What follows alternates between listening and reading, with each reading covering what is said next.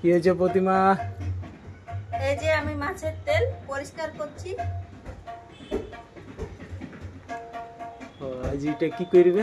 আজকে বেগুন দিয়ে বানাবো মাছের তেল। হ্যাঁ। আর মাছটা হবে কচু দিয়ে। হ্যাঁ, মানে স্পেশাল কোনটা? বেগুন আর মাছের তেল দিয়ে।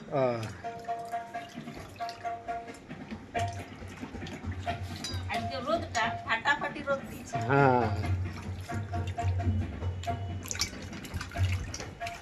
একটু মেঘলা মেঘলা করলে ভালো। হ্যাঁ, আজকে কিন্তু রোদটা অনেক আছে। আজকে থাকতে পারা যাচ্ছে। নমস্কার বন্ধুরা, আমি ব্লগটা এখান থেকে শুরু করছি। আজকে বানাবো আমি মাছের তেল আর বেগুন দিয়ে। তা আপনারা সঙ্গে থাকুন আর পুরো ভিডিওটা শেষ পর্যন্ত দেখুন। আমি এখন বেগুনটা কাটবো।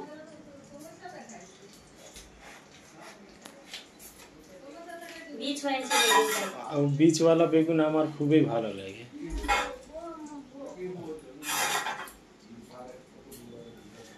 লম্বা কাটবে না ছোট ছোট? ছোট ছোট কাটবে, এই সাইজটা কাটবে।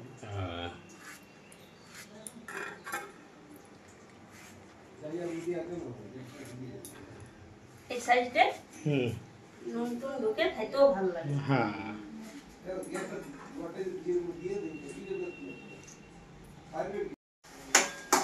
এবার আমি রান্না শুরু করব। কড়া চাপাই নিয়েছি, কড়াটা গরম হোক। আর এটা হচ্ছে আলু আর লাউয়ের তরকারি মিক্স। আর আজকে আমি গ্যাসে তরকারিটা বানাবো, কারণ গরমের জন্য আমি আজকে উনান ধরাইনি।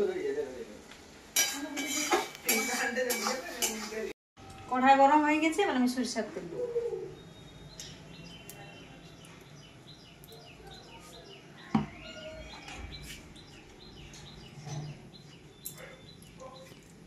এই যে হলুদ আর নুন মাখা আছে এটা, আর এই যে বেগুন আর আলু কাটা আছে, একটা টমেটো।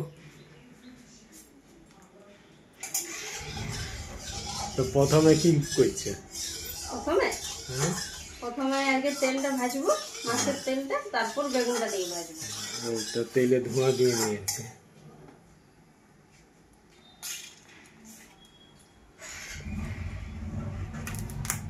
একটা পেঁয়াজ আর দুটা কাঁচা মাছ।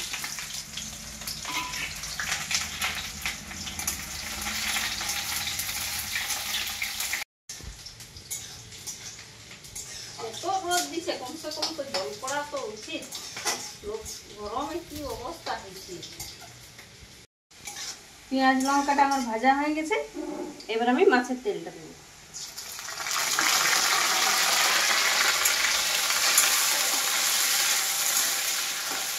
একটু ভাজবো।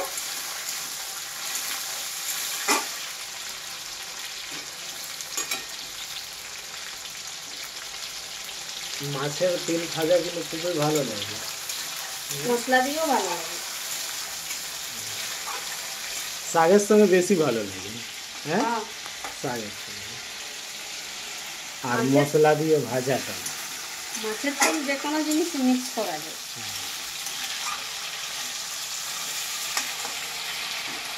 তেলটা গলিয়ে মাছের তেলটা আমার ভাজা হয়ে গেছে, এবার আমি বেগুনটা দিব। বেগুনটা দিয়ে কিছুক্ষণ ভাজবো।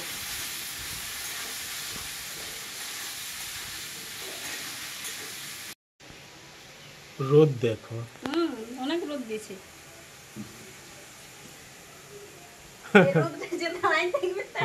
কালো হয়ে যাবে।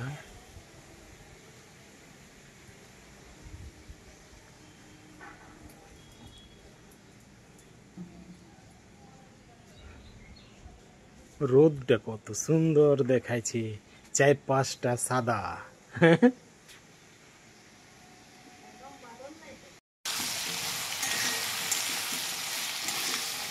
ভাজা হয়ে গেছে, এবার আমি নুন দেবো।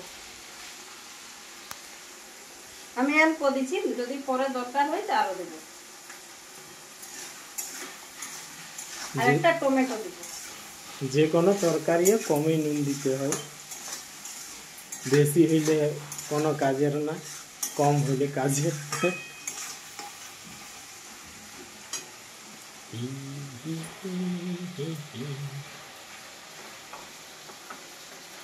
আদা রসুন বাটা,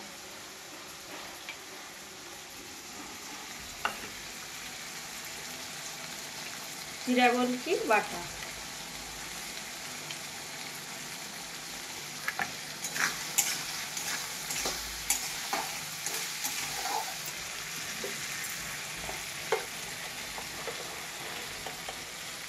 হলুদ,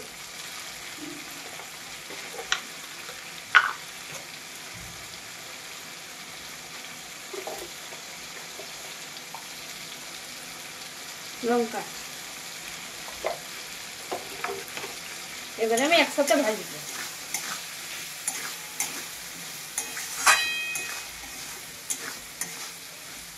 এইভাবে কিছুক্ষণ ভাজতে থাকবো, তারপরে পরে জল দেবো।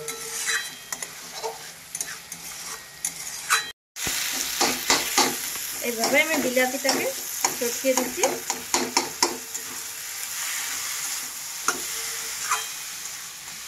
ভাজা হয়ে গেছে, এবার আমি জল দেবো।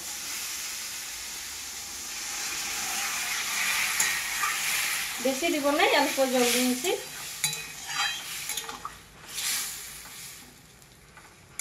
বাস, এবারে সিদ্ধ হোক।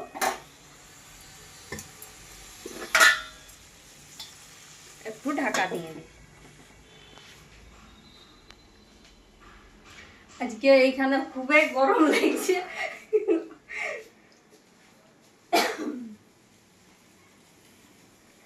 সেই চান করা না করা দুটাই সমান হয়ে গেছে। আমি নিজে ভিজে গেছি ঘামে।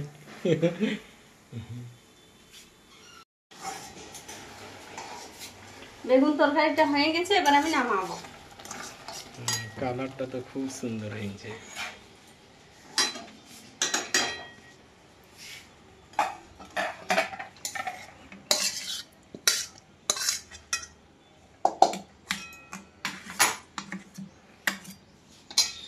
খাবার জন্য রেডি।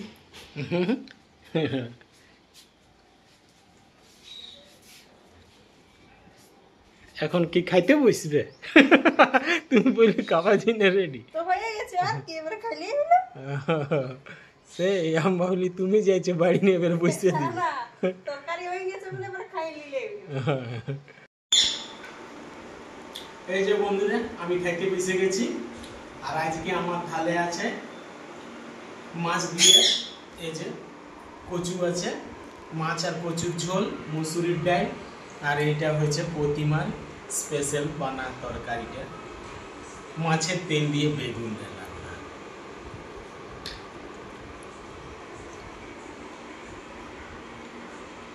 সত্যি মাছের তেলটার একটা অপূর্বই স্বাদ আছে, আর তার উপরে বেগুন মিক্স করা আছে, খুবই সুন্দর হয়। এবার আমি শুরু করছি। এই যে মাছের তেলটা যদি টাটকা হয় তবে ভালো, আর না হলে তিতা হয়, অনেকে তিতা।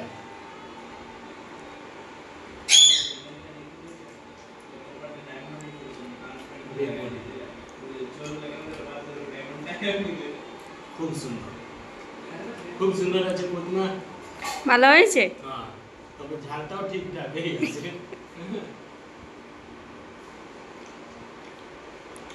আর সঙ্গে আছে চিকেন পকোড়া।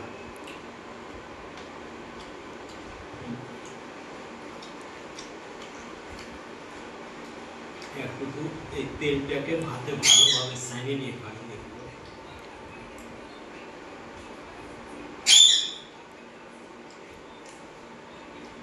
এখন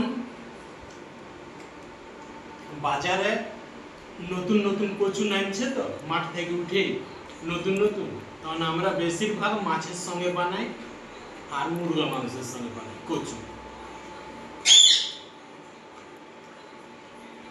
টসেরা কচু। আর আজকে তো আমাদের স্পেশাল হয়েছে মাছের তেল। এখন পর্যন্ত আমি তেলটা পাইনি, গলে গেছে, কিন্তু সেই তেলের স্বাদটা বেগুনের ভিতরে পৌঁছে গেছে। একটা পাওয়া গেছে, এই যে বেলুনটা।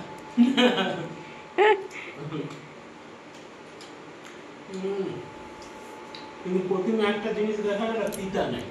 তিতা নাই তেলটা? তাহলে ঠিক আছে, খাওয়া যাবে।